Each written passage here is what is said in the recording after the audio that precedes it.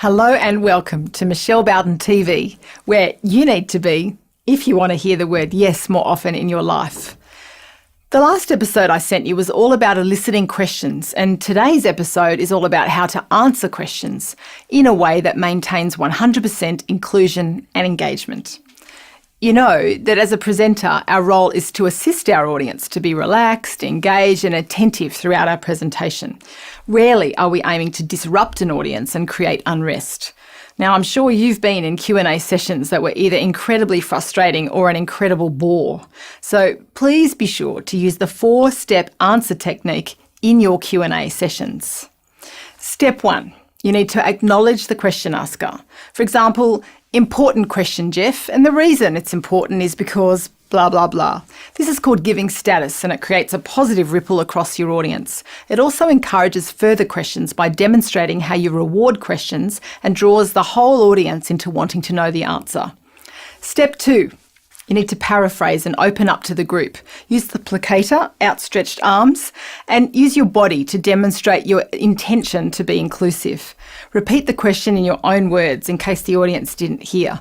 This also ensures that you heard the question and understood it correctly. Step 3 is you answer the question. Chunk and sequence your answer so that it's really easy to understand. And then there's step 4.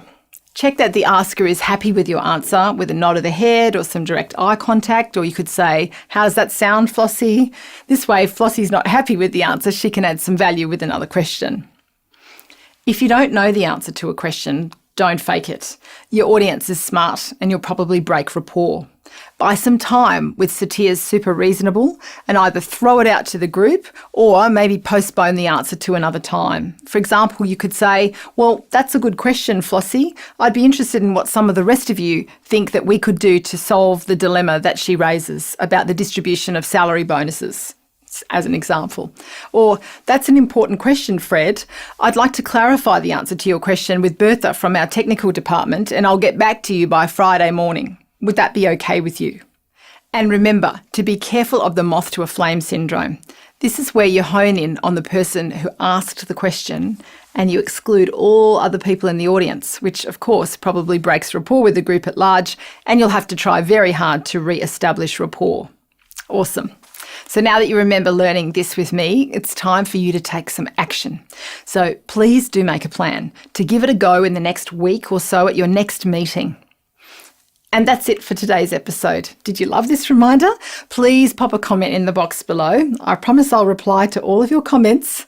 Until next time, happy presenting.